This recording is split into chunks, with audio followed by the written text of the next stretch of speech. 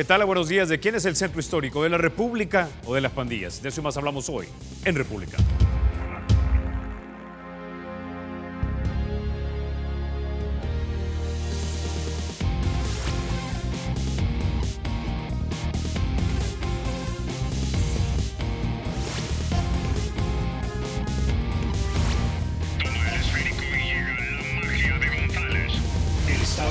Será siempre libre e independiente y no será jamás el patrimonio de ninguna familia ni persona.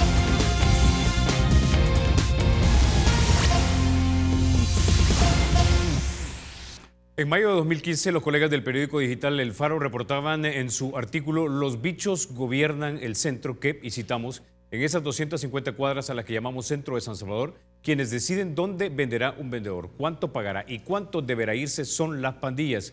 5 clicas de la Mara Salvatrucha y una tribu del ala revolucionaria del barrio 18 son el gobierno del centro. Incluso el exalcalde Norman Quijano acepta que para entrar a ciertas zonas tenía que pedir permiso a los pandilleros dueños del lugar. Se disputan cuadra por cuadra y con diferentes modalidades. Cobran a los más de 40.000 vendedores de cada día que se mueven en el corazón de la capital. Cerramos cita. Recientemente vimos cómo varios pandilleros asesinaron a vigilantes en un puesto de ropa ubicado entre la 4ª calle Oriente y la 9ª avenida Sur del centro histórico de San Salvador. Esto originó el enfrentamiento y los vigilantes respondieron al ataque. El saldo de muertes fue de 6 personas. ¿Esto es una muestra de la disputa del centro que se sigue día a día o fue un hecho aislado? Para responder a estas preguntas ya nos acompañan en el estudio el licenciado Ricardo Sosa, experto criminólogo y también analista político, y también nos acompaña el doctor Ulises del Dios Guzmán, ex magistrado de la Corte Suprema de Justicia. Bienvenidos, caballeros, a República. Buenos días, Carlos. Buenos días, Ulises. Un privilegio estar en Canal 33 y a la orden para poder compartir estos conceptos, dando gracias a Dios por el privilegio de estar esta mañana acá. Okay. Muchas gracias. Gracias, Carlos. Es un gran gusto estar con un distinguido criminólogo, con Ricardo, y por supuesto con la audiencia. Bueno, comencemos entonces quizás con usted, señor Sosa, y le replanteo la pregunta. ¿De quién es el centro? ¿De las pandillas o de la República? Bueno, el centro es de la República. Lo que sucede es que desde hace varias décadas está gobernado y manejado por estructuras criminales, llámese pandillas y mafias, porque acá recordemos que hay un cálculo comercial de que en el centro histórico cada día se generan operaciones de 10 millones de dólares diarios. Esto realmente lo que per se nos indica es que es altamente atractivo para cualquier estructura criminal. Y a esto lo que encontramos cuando se revisa el histórico de la historia reciente de nuestro país, ya a finales de la década de 1960, hay varios manuscritos que indicaban el colapso del mercado central, que es uno de los referentes que yo he encontrado en parte de la revisión de las cifras criminológicas del centro histórico del año anterior. ¿Qué otro antecedente encuentro? En la década de 1970 continúa la crisis en los mercados y en el centro histórico, y de tal manera que se le da un protagonismo a la Sociedad de Comerciantes e Industriales, la actual SIS, que solicita y recomienda una serie de acciones para mejorar las condiciones del comercio, del delito que ya existía en ese momento. La única variable era que no se registraban tantos homicidios como en este momento, 2017, y también el fenómeno de las pandillas, que hasta ese momento estaba ausente. Luego, en la historia reciente, lo que encontramos, por lo menos yo diría, durante las últimas 3 gestiones municipales, es que el gobierno de la administración fáctica de los mercados está en poder de las estructuras criminales. Son ellos los que mandan, son ellos los que deciden, y ahí en una rápida investigación y un rápido sondeo uno puede percibir varias cosas, Carlos. En primer lugar, no puedes estar, diría yo, alrededor de 5 minutos sin comprar, sin dedicarte a lo que vas, sin que alguien te observe y te determine qué estás haciendo. Quiere decir que hay un nivel de logística y de territorialidad innegable. En segundo lugar, el desorden en especial del mercado central favorece única y exclusivamente a estas estructuras, porque lo que hace es bloquear el acceso si en algún momento hubiera la intención de realmente controlar estas estructuras. El escape o la oportunidad de hacer una operatividad estratégica táctica sería muy complicado. Luego hay interesantes ingredientes que tú observas ahí, pues hay una cantidad de puestos que varían exponencialmente en su tamaño. Es decir, hay unas personas que tienen unos puestos con grandes dimensiones, con grandes extensiones, y aparentemente en el transcurso del día no tienen el nivel de flujo de compradores suficiente como para subsistir.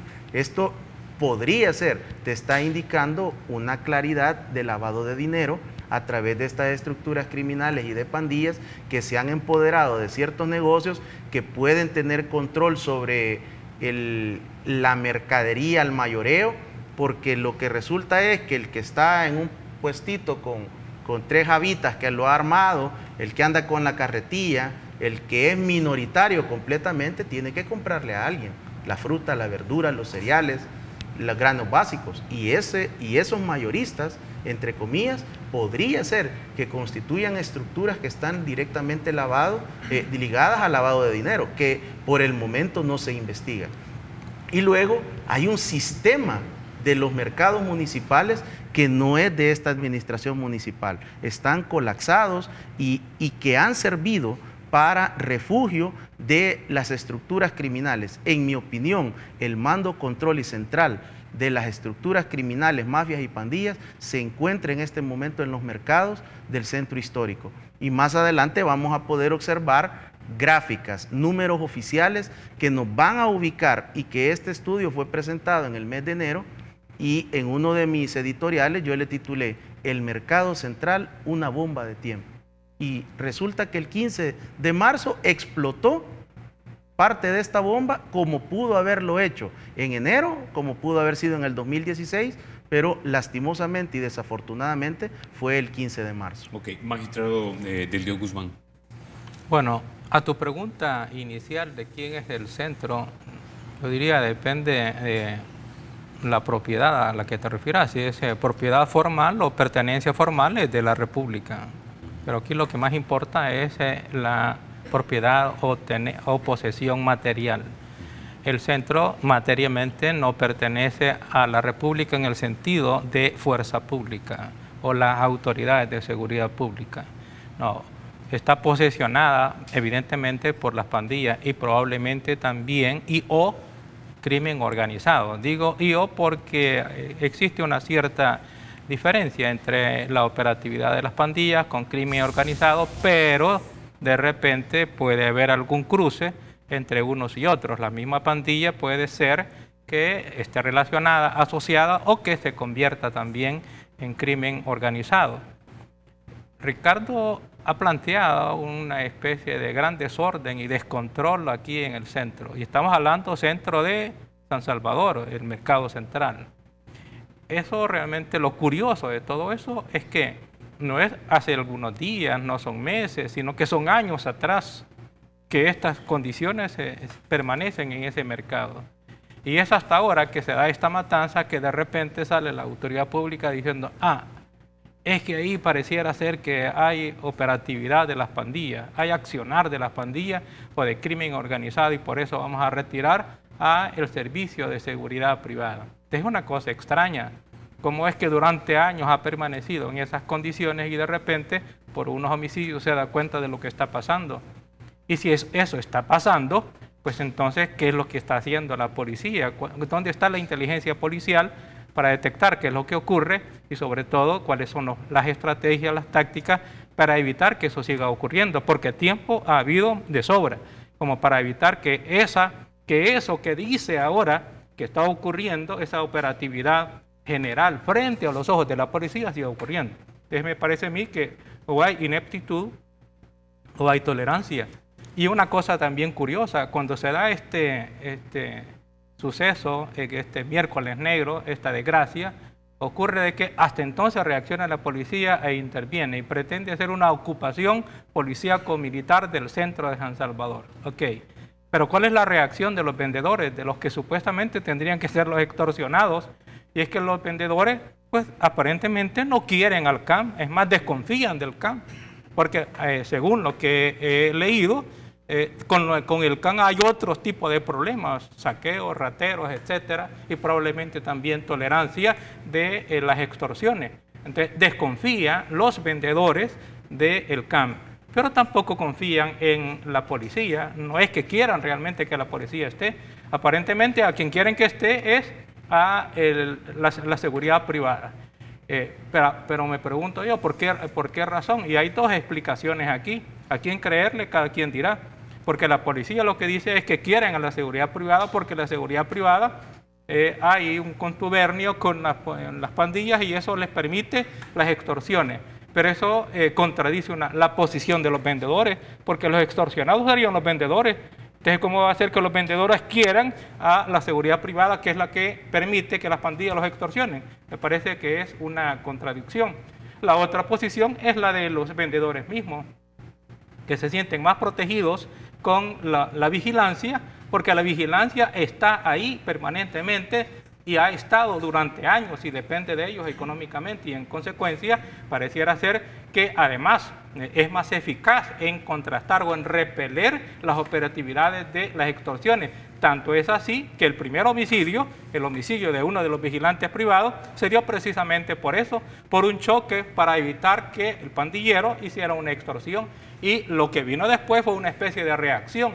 Pero esa reacción violenta de la seguridad privada demuestra que realmente la seguridad privada no necesita que lo esté cuidando la Policía Nacional Civil ni el CAM. Pareciera ser que esa seguridad privada tiene eficacia y poder suficiente como para repeler la acción de las pandillas y probablemente de crimen organizado. Así es que lo que en definitiva podemos ver es la ineptitud o la tolerancia por parte de la policía en no hacer lo que debió haber hecho, sino que estar reaccionando en este momento y poner en evidencia de que lo que en este momento está haciendo es una ocupación político-militar, y esa ocupación político-militar realmente no conduce a generar tampoco condiciones de seguridad. A la gente no le gusta andar circulando en medio de policías y de soldados, no se siente segura, al contrario, se siente insegura.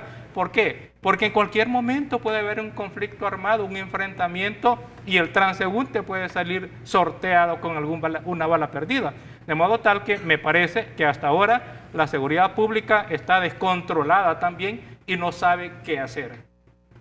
Eso es complicado, Ricardo, porque si lo que plantea, digamos, el magistrado Ulises de Guzmán, lo damos como una premisa válida, que los vigilantes básicamente desconfían del CAM, desconfían de la PNC, y los únicos que confían son en personas que no sabemos realmente cuál es su entrenamiento y si realmente están preparadas para protegerlos o no, o si pueden reaccionar de la mejor manera, pero es en ellos en quienes confían.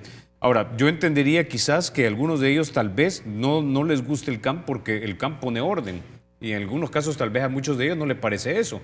O tal vez puede ser, como efectivamente dice el magistrado Dios Guzmán, que los mismos agentes del CAM de alguna manera los perjudica, les roba o los saquea. Es lo que han dicho los vendedores, que ha habido raterismo o desaparición de mercadería cuando el CAM ha cuidado.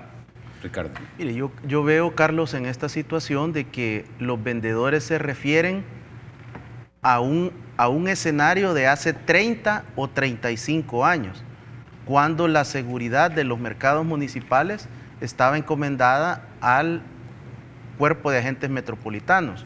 Recordemos que los mercados municipales son patrimonio de la alcaldía, y es que aquí es donde creo que no hay orientación suficiente a los ciudadanos. Los mercados no son de los vendedores. Los mercados, en este caso, del caso de esta mañana que nos ocupa, es de la Alcaldía Municipal de San Salvador. Ellos tienen la administración.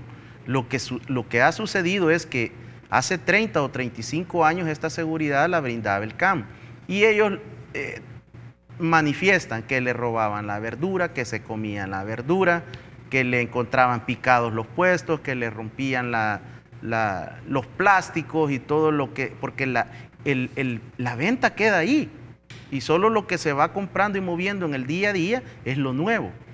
Eso, y sobre todo que no respondían. Cuando llegaban en la mañana y encontraban sus puestos con menos inventario, ponían el reclamo y decían, mire, no sabemos qué pasó. Y hasta llegó el momento que una administración municipal cede y saca al CAN, perdiendo autoridad y perdiendo control, porque en mi visión, yo lo que entiendo es que al ser de la alcaldía municipal, ellos deberían de tener por lo menos el control de los portones, el control del perímetro y el control de la administración. Pero lo que encontramos en este momento es una completa ausencia de vigilancia de parte del administrador, que es la alcaldía. Y esta administración fue suplantada por contratación directa y pago directo de los vendedores. Y acá hay que hacer también una aclaración. La Ley de Registro y Control de los Servicios Privados de Seguridad establece categorías o clasificaciones para los servicios de las entidades de seguridad privada.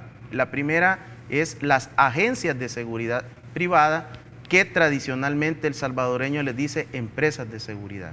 El término empresas de seguridad legalmente no existe, son agencias de seguridad.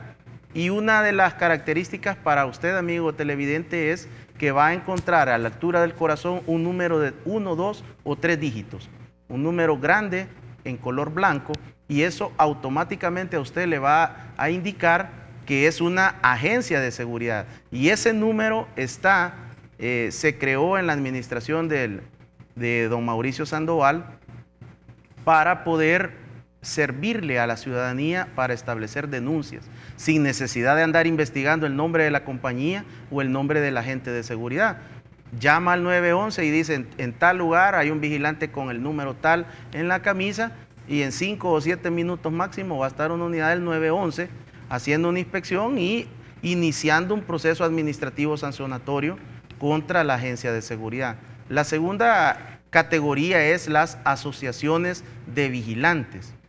Dice la ley que un grupo de vigilantes que cumplen el artículo 20 de la ley se asocian y forman esta entidad. La tercera calificación es los vigilantes independientes, aquellos tradicionalmente conocidos como serenos, que se registran en la División de Registro y Control de los Servicios Privados de Seguridad de la Policía Nacional Civil. La policía les extiende un carnet y ellos brindan el servicio de manera individual. Hace su negociación, le voy a cobrar tanto, mi horario es tanto, y comienza a brindar este servicio de manera individual. Estas dos categorías tienen una característica. La Policía Nacional Civil ha designado un uniforme de color gris, que es para todos, y los distingue un monograma en el hombro izquierdo que identifica a la asociación o entidad que corresponde. La cuarta categoría son los servicios patrimoniales, que son como acá en Canal 33, que hay seguridad propia. Eso quiere decir seguridad contratada y administrada bajo una sociedad o entidad. Y la última categoría son las agencias de investigación privada. Esto conforma el universo de la seguridad privada que está regida bajo una ley vigente desde el 2001. La asociación que brinda el servicio en el mercado central San Miguelito y Modelo es una entidad que tiene la categoría de asociación de vigilante y tiene un permiso de funcionamiento otorgado por la Policía Nacional Civil para 3 años. Es el tiempo que dura la autorización. Okay. Tengo que ir a la pausa. Cuando regresemos voy a querer la opinión suya, magistrado de Dios Guzmán, en torno a esa privatización de la seguridad pública, básicamente. Porque se supone que nosotros pagamos con nuestro dinero, de nuestros impuestos, para que el Estado nos proteja. Eso es algo básico del republicanismo, ¿no? Desde el siglo XVI, si mal no recuerdo. Antes de irnos, déjeme contarle que Banco Promérica de El Salvador cuenta con 44 puntos de atención en todo el territorio nacional, tiene más de 100 cajeros, tiene 7 kioscos y 69 corresponsales financieros. Si usted quiere más información, llame al centro de contacto 2513-5000 o sígalos en el Facebook como Banco Promérica El Salvador. Ya volvemos.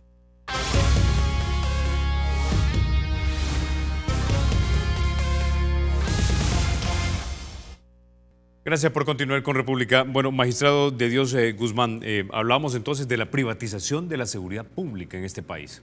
Bueno, la verdad es que la privatización de la seguridad pública es un concepto contradictorio y que a su vez es negatorio de la misma existencia de la República o del Estado, por lo menos. porque el Estado, la función principal con la cual nace el Estado y por la cual nace el Estado, es para brindarle seguridad a los ciudadanos, de modo tal que desaparezca la justicia por mano propia o las venganzas, sino que va a ser el Estado el que va a evitar que los ciudadanos se venguen de las injurias que reciban de la comunidad y él monopoliza la seguridad pública y la justicia. En la medida en que haya necesidad de que la seguridad pública se convierta en seguridad privada, es porque el Estado está fallando en ¿qué? En brindar la función esencial que justifica su existencia. Cuando el Estado descansa más en la seguridad privada que en la seguridad pública, es porque el Estado ya ha fallado, porque ha fracasado en la atribución esencial. Y eso es lo que está pasando aquí en el país. Ahora, en cuanto a la proporción y por qué razón también, porque había que preguntarse, si esta es una atribución esencial constitucionalmente, la seguridad es una función esencial del Estado, patrimonio del Estado, esencia del Estado, razón de ser del Estado. ¿Por qué razón o cómo es que se justifica que haya seguridad privada? Si es una atribución que debe dar el Estado. Bueno, porque es consustancial al ser humano su propia seguridad. Y en tanto que el ser humano, el individuo particular, ya no confía en el Estado no le puede privar de brindarse su propia seguridad.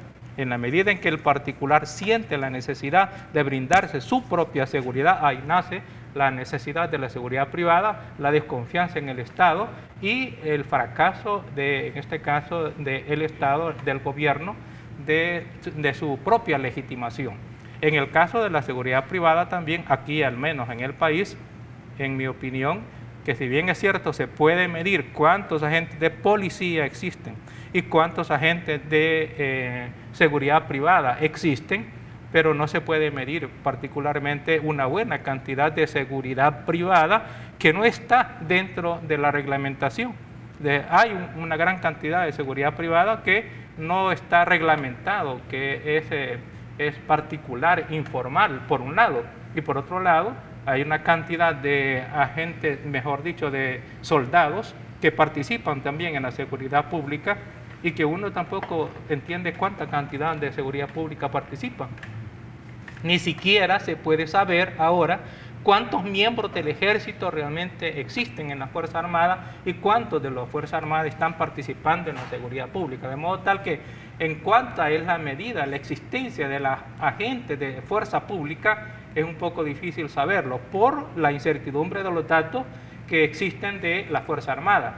Y en esto he escuchado yo opiniones de algunas personas que han hecho alguna comparación de que la Fuerza Armada cuesta mantener esta Fuerza Armada, nuestra Fuerza Armada, como 4 o 5 veces de lo que cuesta mantener la Fuerza Armada de Guatemala. Entonces hay una cantidad de datos ahí, de existencia de efectivos y de costos en el mantenimiento, que me parece que son cosas oscuras que deberían de, por un lado, transparentarse por medio del gobierno y del ministro respectivo, y si acaso no se hace, porque no creo que lo vayan a hacer, la Asamblea Legislativa debería de nombrar una comisión para poder estudiar cuántos agentes tiene, cuántos miembros efectivos tiene la Fuerza Armada y cuántos de esos participan en la seguridad y cuántos de esos de los que participan en seguridad realmente cobran los salarios y los bonos, porque la vez pasada salió una noticia de que les descontaban, de los bonos de 300 les descontaban a los soldados $100, es decir, el tercio para mantenimiento de los vehículos de la misma Fuerza Armada. Ahora resulta que los pobres soldados tienen que financiar el mantenimiento de los vehículos y la gasolina de la Fuerza Armada. Me parece un absurdo y un abuso para los soldados. Ok.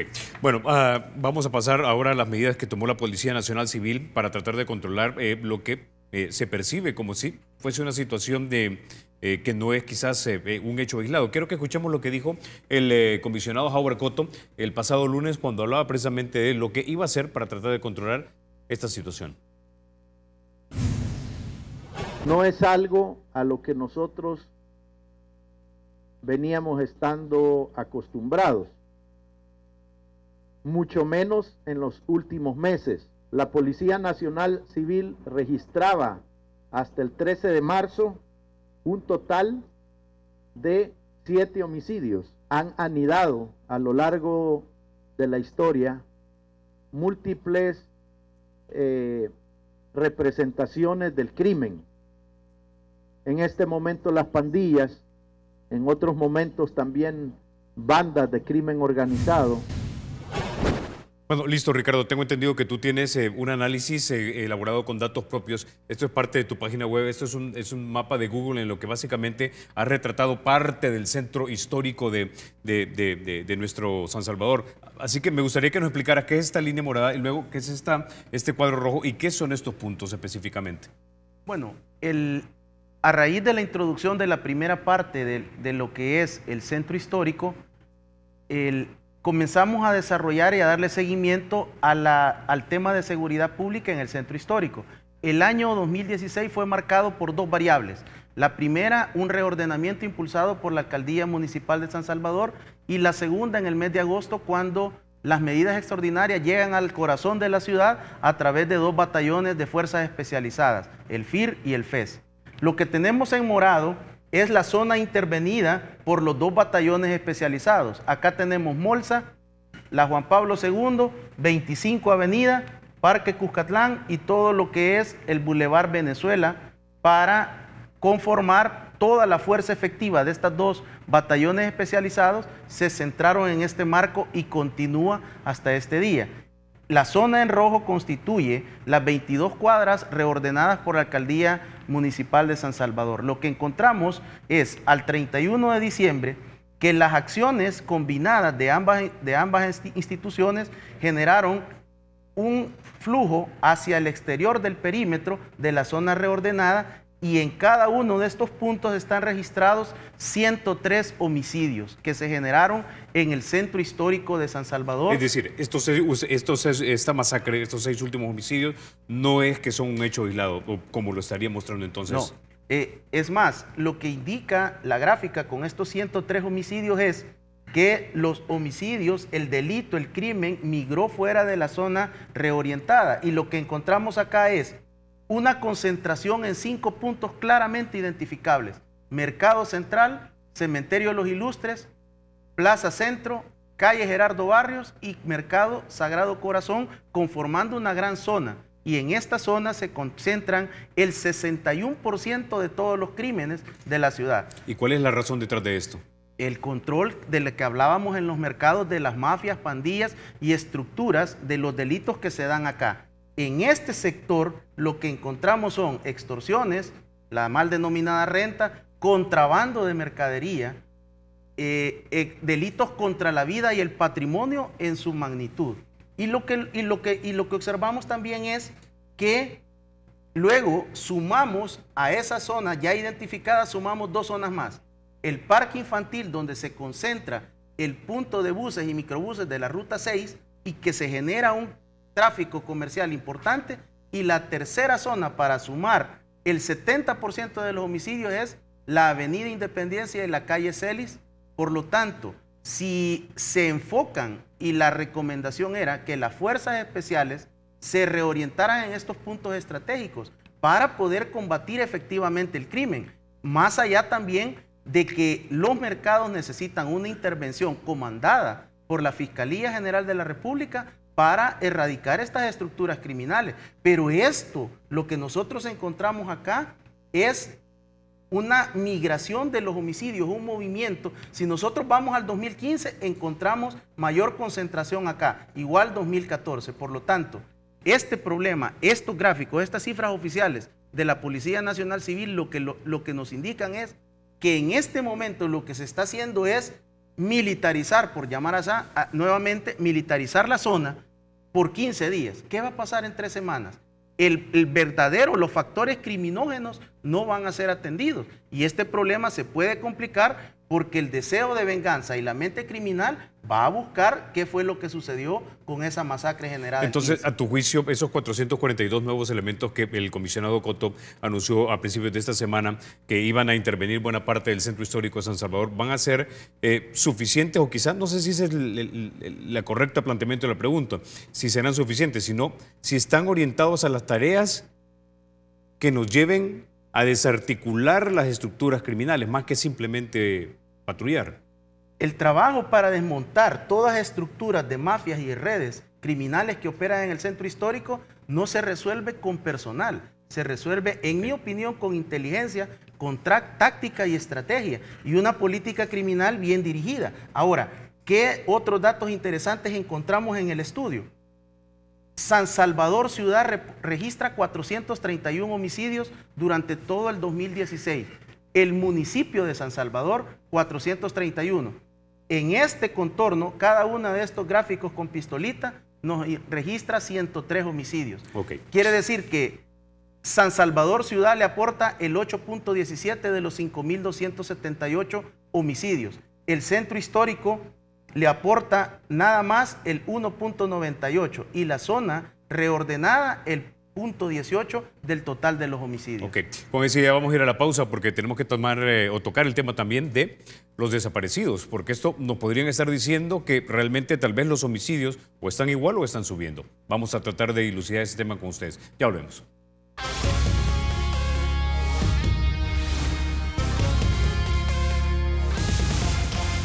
Gracias por continuar con República. Magistrado de Dios Guzmán, dos cifras, las que dio el fiscal, 3.859 personas están desaparecidas. Las cifras de la policía, mucho menores, 1.778 para 2016. Otro dato, según los expertos, luego de más de 8 días de una persona desaparecida, casi hay una alta probabilidad de que esta persona murió. Ahora, la pregunta es, ¿por qué la disparidad en estas cifras? Es decir, y si estas cifras nos ilustran que realmente la tendencia, digamos, tan divulgada últimamente de que los homicidios van a la baja, realmente no es que han ido a la baja, es simplemente que no están registrados. Solamente quisiera hacer un comentario con relación a lo último, el planteamiento de ese gráfico. Solamente quiero señalar, y la disposición que se ha tomado de militarizar permanentemente y separar durante 15 días una suspensión a la Asociación de Vigilantes Privados. Me parece que esa medida en el fondo no va a contribuir a nada porque las razones por las cuales se está dando el delito o los delitos principales, como son las extorsiones, narcotráfico, contrabando y otros que son los delitos razón de ser de la criminalidad en el centro, no van a desaparecer en estos 15 días. Lo que puede ocurrir es que hay un repliegue de cierto tipo de actividad y ese repliegue de las actividades va a impedir incluso el conocer o el funcionamiento normal de la delincuencia, porque no es la ocupación militar, sino que es la filtración, la inteligencia, la estrategia, la detectación de los modus operandi y de los sujetos, lo que realmente podría llegar a desarticular o por lo menos a disminuir el tipo de delincuencia que existe en el centro, porque en el centro el negocio no es los homicidios, eso es la consecuencia o la represalia a la resistencia de ser extorsionado. Ahora, con relación a esta diferencia de los desaparecidos y los comentarios sobre lo que significa un desaparecido, miren, los desaparecidos y sobre todo la familia sabe si de repente alguien desaparece y lo va a ir a denunciar, no es porque haya estado anunciando que se va a ir de mojado para los Estados Unidos. Si desaparece de la casa pues, y se va para los Estados Unidos, ya la familia ya sabe, no va a denunciar a los que desaparecen porque se van a trabajar a otros lados. Van a denunciar a aquellos que no tienen razón de ser de desaparecer y aquellos que no tienen razón de ser de desaparecer, que no sabe la familia por qué, sale su trabajo y de repente ya no regresa, probablemente, y la probabilidad es alta de que sean asesinados, pero de sean asesinados y que sean ocultados. ¿Para evitar qué? Para evitar el repunte supuestamente del crecimiento del reporte de los homicidios por un lado y por otro lado para evitar la investigación, porque es muchísimo más difícil investigar un homicidio con un cadáver que investigar un homicidio sin el cadáver, porque para comenzar la incertidumbre de no saber exactamente si ha muerto, cómo ha muerto, en qué condiciones, cómo está, de qué modo lo hicieron, porque a partir de cómo lo hicieron, dónde lo dejaron, pues se puede seguir un rastro criminológico para llegar realmente al sujeto que haya sido el autor criminal. Pero cuando está desaparecido, toda esa técnica policial de investigación no puede aplicarse. Pero por el otro lado, en los homicidios con el cadáver presente, eso sí ocurre. Entonces, puede existir un interés en que haya más desaparecidos para presentar cifras de homicidio bajas.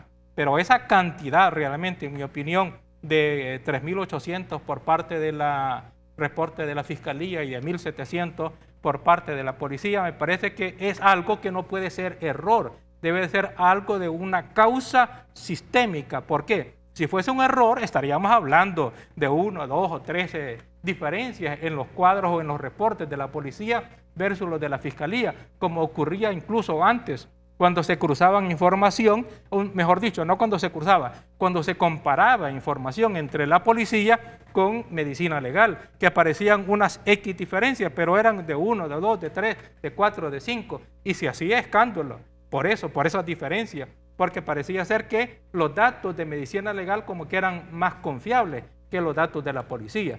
Ahora, con esa cantidad, en donde los datos de la Fiscalía duplican la cantidad de desaparecidos reportados por la policía, me indica que algo en el sistema de cómputo, en el sistema de recolección de datos y de presentación de los mismos está fallando. Y también está indicando de que esas dos instituciones no se cruzan información, que tienen diferentes métodos y que a su vez están trabajando de modo aislado, porque esas grandes diferencias no existirían si mínimamente se comparara la información. Digo si mínimamente, porque realmente debería de haber algo más, un esfuerzo de coordinar y buscar el mejor método de recolección y de presentación de datos de los desaparecidos.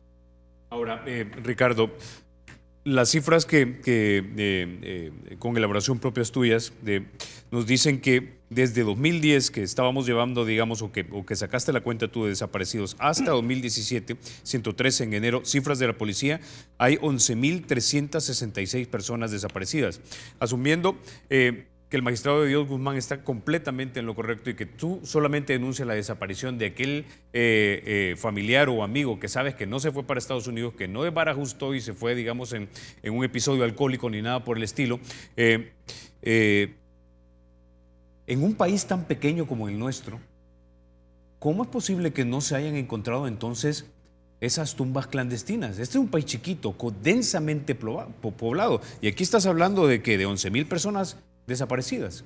Son 11.000 tumbas, 11.000 hoyos, no sé.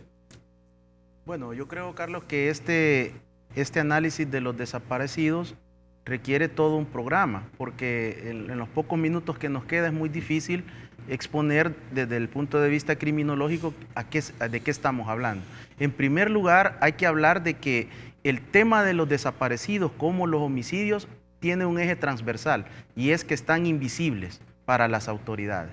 Si no se investigan los 5.278 homicidios del 2016, para solo hablar de esa cifra, y que de esos 5.278 van a llegar a juicio entre el 3 al 5% máximo del total, ¿cómo podemos pensar que estos 11.000 desaparecidos, según datos de la Policía Nacional Civil, están siendo analizados y registrados? Es más, las autoridades han mencionado cifras alrededor de 108 casos, que son los que indagaron y que llevaron a encontrar. Lo que yo encuentro acá, y le voy a pedir, no sé en qué cámara podemos mostrarlo, es, quizás no se va a apreciar, pero aquí lo que encontramos es las gráficas de los datos que yo encuentro de la Fiscalía, que es el gráfico de arriba, y el de abajo es la línea de los datos policiales. Si ustedes observan, lo que aquí claramente me indica a mí es que debe de ser un criterio técnico y un criterio de análisis de la información, de procesamiento, de recopilación y de criterio del técnico que está recopilando esto, porque lo que encontramos aquí, que cuando sube en la policía, también sube en la Fiscalía. El pico que encontramos en el año 2014 también lo tiene la Fiscalía. Entonces, yo creo que acá lo que hace falta es lo que hemos hablado en otros espacios en República sobre la coordinación interinstitucional. Hablamos también de lo que hemos venido hablando durante los últimos 3 años en este foro, del Instituto Criminológico de Ciencias Forenses, que continúa sin que nadie le dé iniciativa y que tantas propuestas, por lo menos en mi caso, lo he tratado de permear a través de diferentes estructuras, a través de estos foros, para que se den cuenta de la importancia que las ciencias forenses en este momento están ausentes de los planes de seguridad. carecemos de la política criminal de Estado, porque si hubiera una política criminal, estos desaparecidos tuvieran un equipo de búsqueda. Y hay otro componente. Sobre las desapariciones, hay una resolución de la Corte Interamericana de Derechos Humanos que data desde 1998. Entonces, estamos hablando a fondo de violaciones de derechos humanos y algunos de estos rozan la categoría de delitos de lesa humanidad. Esa es realmente la importancia que tienen las desapariciones. El tratar de decir de que estos 11,000 están en Estados Unidos es una premisa completamente equivocada. La gente cuando se va se pone de acuerdo con su familia, con su mujer, y si no tiene esposa, si no tiene compañera de vida, le dice a la mamá, mamá, deme su bendición porque voy para el norte. Y si no aparece, la persona lo da por desaparecido. Y sobre todo lo que encontramos acá es el drama humano, Carlos, porque estas personas, mientras no tienen la evidencia criminológica del cuerpo, estas personas están en un estatus que lo lleva a un estrés postraumático, y esto lo que genera es que esta persona no puede tener un duelo similar a las masacres del Mozote y Dizalco, que hay mucha gente que todavía murió sin conocer el verdadero paradero de su familiar. Y por otra parte, el tema de los desaparecidos tiene un componente que en este momento yo no lo veo. Ante la presencia y el abandono del Estado salvadoreño, los mismos familiares de las víctimas, yo les hago un llamado, que comiencen a asociarse, que comiencen a juntarse, porque solo así van a ser escuchados. Y de tal manera que se pueda llegar a la verdad de qué es lo que sucede con estas personas. Bueno, caballeros, se nos acabó el tiempo. No me resta más que agradecerles que hayan estado ustedes esta mañana aquí en República. Magistrado, Ricardo. Ustedes, amigos, se quedan con la emisión matutina de Teleprensa con mi querido Rafa García y Mayela Mena. Soy Carlos Toledo, gracias por vernos. Recuerden, la República es de todos. Hay que cuidarla. Mayela, Rafa.